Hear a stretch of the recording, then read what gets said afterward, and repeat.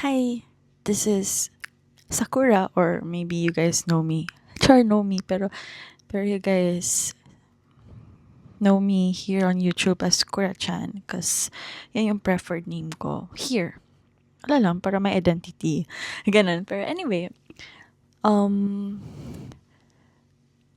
I don't know how to start this video, to be honest, but I always wanted to do this kind of content, especially nung nakita ko yung video ni Fonz here on YouTube, yung pinaka first ever vid niya here.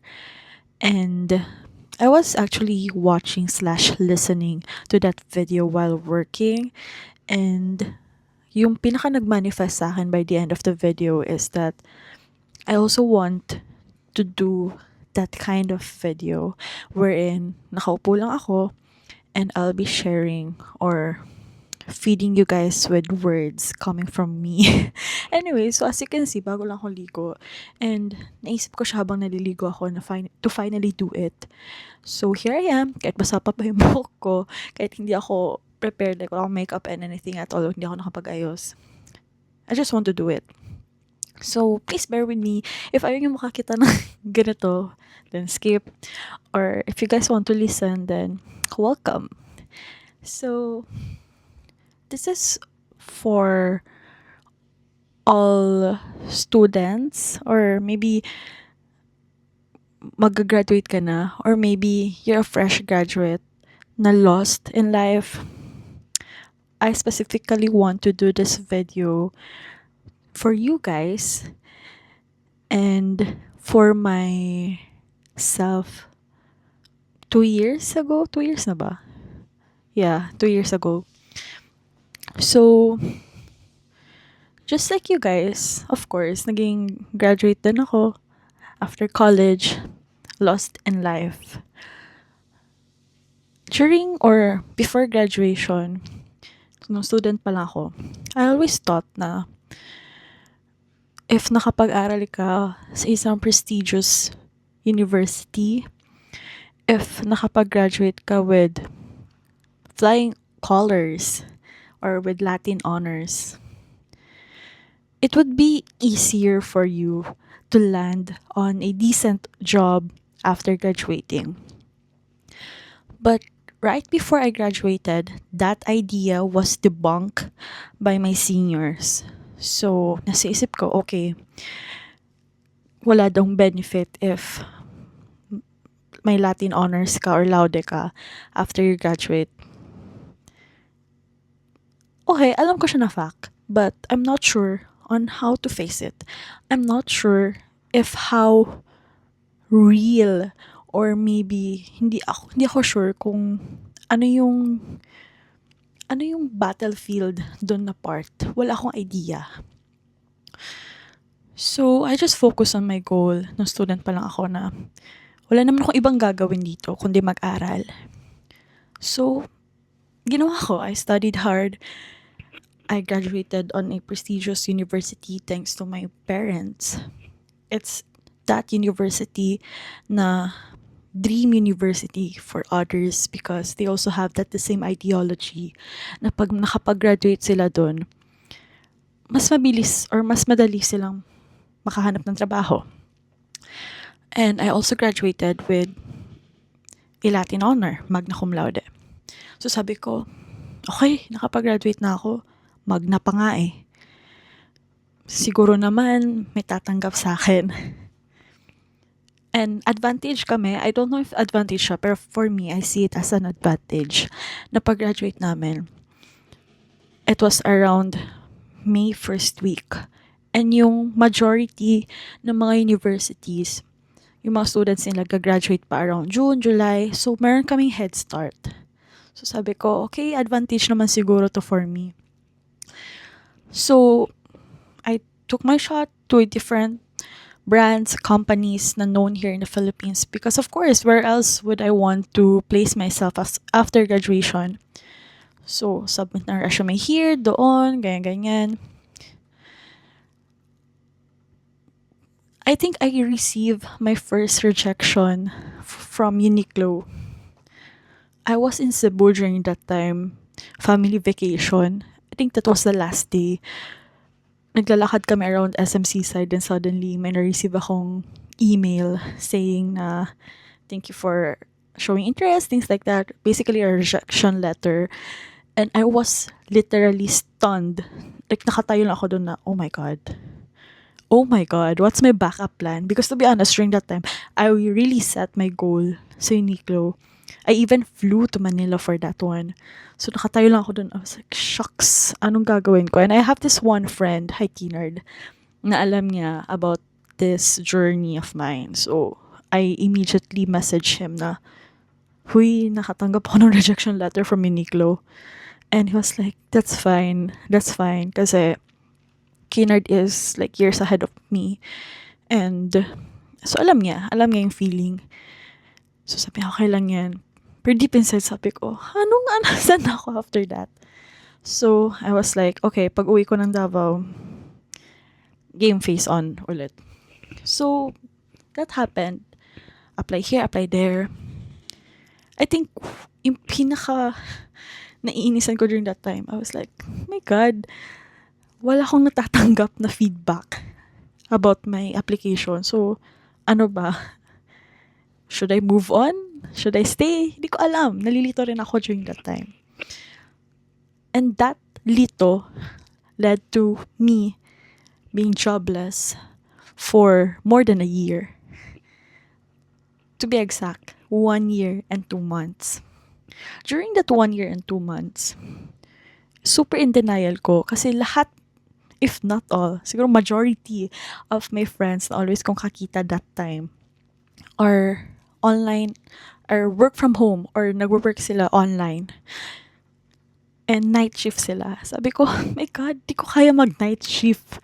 I feel like hindi ko nakikita sarili ko na magna-night shift. Feeling ko hindi ko kaya. So, lahat ng mga parang nire-recommend nila sa akin na, uy, try mo mag-apply here, uy, try mo mag-apply there. Parang pasok-labas na lang siya sa akin. Kasi again, hindi nakaset yung intention ko to work from home on a night shift. Sabi ko, oh my God, di ko talaga kaya yan. So, ang idea for me was like, I'm working on-site, maybe somewhere near our house, pero walang malapit sa amin kasi medyo malayo yung bahay namin. Pero basta ganun, parang bearable lang yung commute, ganun. Kasi alam naman, magsasakyan tayo, no? So yun, nasa isip ko. I have that idea, but the thing is, wala akong idea kung saan ko siya i-actualize. Basically, wala akong idea kung anong company yun. Anong klaseng work yun. Wala akong idea. Meron lang siyang framework. Pero walang context. So parang, okay, apply pa rin ako na-apply, pero my God. And I think my breaking point was December 2023. So sabi ko, shucks, mag-New Year na lang, wala pa din. So sabi ko, dapat by January, meron akong work. Kasi, sabi nung iba, parang maganda yung market during December kasi maraming aalis na. So, syempre papalitan ng bagong empleyado, things like that. So, sabi ko, okay, maybe this is for me na. 3 months has passed since nag-2024. Wala pa din. So, parang medyo na-frustrate na ako somehow. Hindi siya somehow. I was really frustrated. And it's actually manifesting sa the way I maybe the connection that I have with my family. Kasi syempre nahihiyan na rin ako. Even though sinasabi ng parents ko na, okay lang yan, take your time. Ganun, basically ganun. Kasi there are times na I try to let them understand my situation. Kapal ko dun. Pero yeah, ang always nila sabi, okay lang yan, just take your time, especially my dad. Pero after that kind of conversation, I always find myself at night crying. Crying and frustrated na bakit wala pa rin galaw yung buhay ko. Bakit yung iba near 1 year na sa work nila? Bakit yung iba they already have that work that they enjoy. Bakit yung iba malayo na? It's always bakit yung iba. I always compare myself to them. Syempre, during my college years, kilala or like the people know me as like the student leader, an achiever. Then after graduation, here comes the reality na ay, wala naman pala siya after graduation or outside school. Siguro it's the shame that I fear of. I'm not sure. Or maybe I'm just in denial up until now. Di ko alam paano harapin yung sarili ko or iharap yung sarili ko sa ibang tao during that time. So, within that 1 year and 2 months after graduation, wala akong work. I'm unreachable sa social media. Naglaylo ako. Totally laylo ako. Yung ibang friends ko na, uy, labas tayo, kita tayo. Pero I was like, shucks. Kaya ko ba? So, marami akong natanggihan during that time. I'm so sorry, guys. Basically, I turned my back to those people who cherish my presence regardless kung anong katayuan ko sa buhay during that time. Or even up until now. Always ko nababasa na parang, okay lang yan, dati ganyan din ako. Lalo na sa mga TikTok videos about work. Always ko nababasa na mayroong nagko-comment yung iba na 1 year na wala pa rin akong work. Tapos may magre-reply na okay lang yan. Diyan din ako dati. At first, nung nababasa ko yung mga ganong comments, I was like, di nyo lang kasi alam. Alam mo yung parang naiinis kang basahin na, di nyo kasi alam na ganito, ganyan. Up until na, always kung nababasa yung ganon comments, nasa isip ko, from, di nyo kasi alam yung feeling na andun, to, next time, ako naman yung magsasabi ng ganon na, been there, done that. I'm not sure why it took me long to look for a work. But I feel like it's maybe because I have to shift my mindset. I have to do a total rework with my mindset. My mindset with my behavior, with the way I think. Mindset nga eh. Or even with how I handle money. Doon pa lang sa part na I shifted my mindset na from naiinis ako makabasa ng mga comments ng ganun na parang, oo na, gets nyo na, sige, okay, masasabi nyo yan, pero alam nyo ba talaga, parang, alam mo yun, pag mabasa mo, hindi mo kasi sila kilala, and hindi ka nila kilala at the same time. So parang, I feel like you guys are just judging each other, parang ganun, parang, oh, hindi nyo nga alam na ganito kasi yung sitwasyon ko, kaya ganyan, pero di mo rin alam na malay mo mas severe or mas malala yung napagdaanan nila before bago sila nakarating sa kanilang estado right now. Instead, I shifted my mindset to be more abundant. You know, yung mga nababasa ko, to have more abundance, prosperity, ganun. So sabi ko, okay, yung naging motivation, major motivation ko, sabi ko, I think that was around March. Sabi ko, 1 year from now, my life would be totally different. So yun yung motivation ko. Even around April, May, June, July ako nagko-work, July 2025. Tama ba? Hindi, 2024. Ano ba yan? July 2024 ako nagko-work, guys. Sabi ko, from March up until the time na nagkaroon ako ng work, motivation ko talaga, sabi ko, okay lang, self. Kasi 1 year from now, your life would be totally different. You're living, might not be your best life, but you're building your best life. You're getting there. Yun yung sabi ko sa self ko. But of course, hindi naman lahat sarili ko lang may gawa.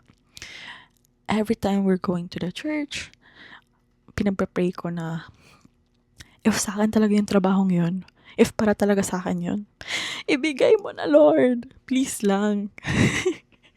Alam mo yun, parang binubos ko yung frustration ko up until parang nasanay na ako, naging kalmado na ako from, sige na, Lord, ibigay mo na. Hindi ko na alam saan ilulugay yung sarili ko sa mundong to. To, kung para sa akin talaga, Lord, thank you. Alam mo yun, parang gradual processing of emotions ang nangyari dun. So yes, guys, I prayed for what I have right now. I prayed for the work that I have right now. And I must say, more than 1 year na ako sa work na to. 1 year and 2 months. Ano ba, meron bang special yung 1 year and 2 months? 1 year and 2 months na ako from my work, guys, since I started. And I must say, I'm loving the workload that I have. I'm loving the environment that I have. And I enjoy working with them. Thank God. Siyempre, pinag-pray ko to, guys. Alam mo, the funny thing is, the time na naging frustrated ako around March, April, yung mga ganong months, 2024, that frustration actually opened that opportunity. Kasi yun yung time na tinanggap ko na, okay, if may work from home job for me, I'll take it. Kasi na-frustrate na ako eh. Sabi ko, wala akong lugar sa job market na on-site na dito sa amin banda. Wala talaga, guys. In this city, wala akong nahanap. So I became frustrated. I tried applying for tons of job applications na online, na work from home, na night shift, na inayawan ko during my early days. Box lang yun, guys. That frustration turned into an opportunity for me. Kasi imagine, if hindi ako na-frustrate, guys, nasan ako ngayon? I'm not sure. Nung na-frustrate na ako, nag-open yung opportunity, nag-apply ako ng apply, up until may tumanggap sa akin. So, ang gusto ko lang sabihin, may gusto pa akong i-add pala. Feeling ko no edit to because I want it to be like how Fons did it. It's so raw. It's so, hindi naman vulnerable, pero it's authentic yun. And I love it. So, anyway, siguro isa sa reason din ba't ako nahirapan maghanap ng work is because I'm the type na wala akong dream job.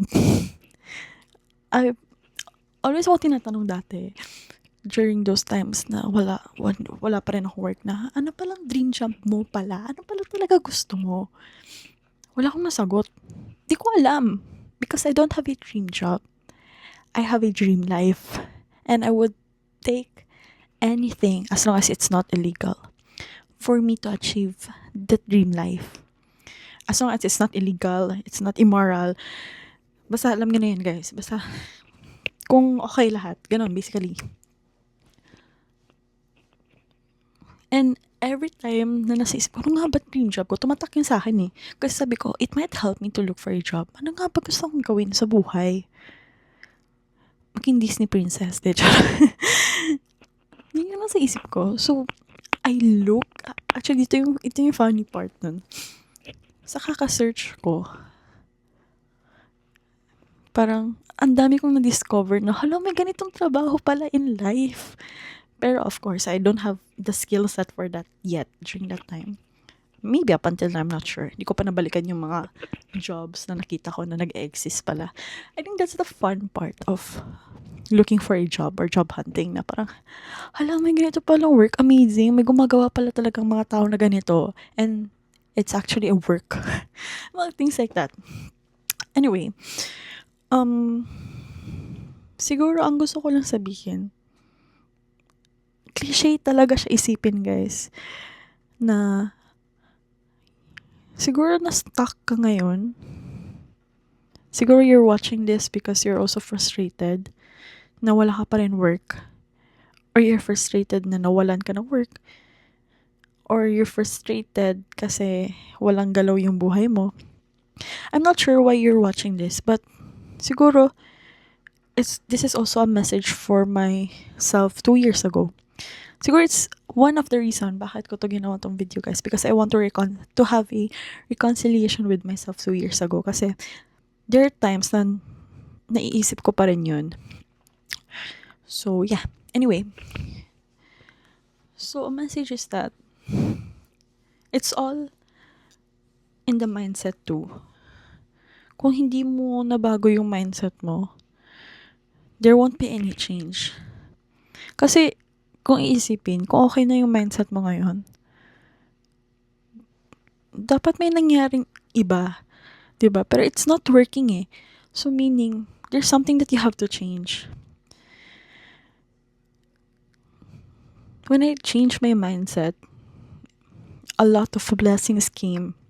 Hindi mapupuno yung dal cabinet na yan kung hindi ko change mindset ko. Syempre hindi ako makakapera para bilhin yung mga gusto ko. So siguro, you might be frustrated right now na walang galaw yung buhay mo.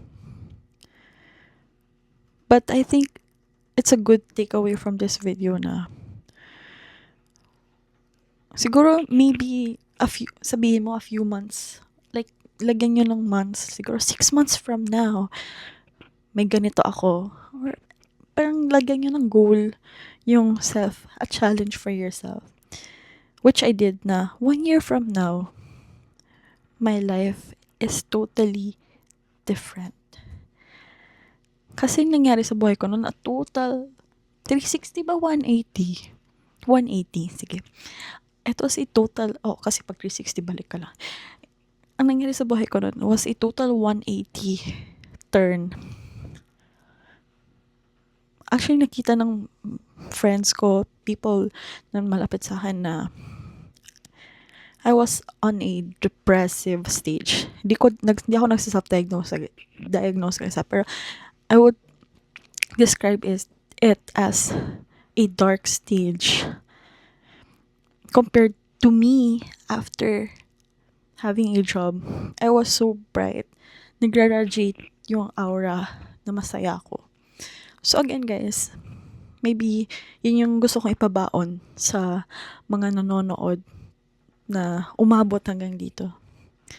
1 year from now, your life would be totally different if you're changing your mindset and if you're making a move now. So to myself 2 years ago, you've made it. Hindi mo magagawa tong video na to. Hindi ka magkakaroon ng DJI mic ngayon. Hindi ka magkakaroon ng camera to do vlogs if hindi mo ginawa yung change na yun.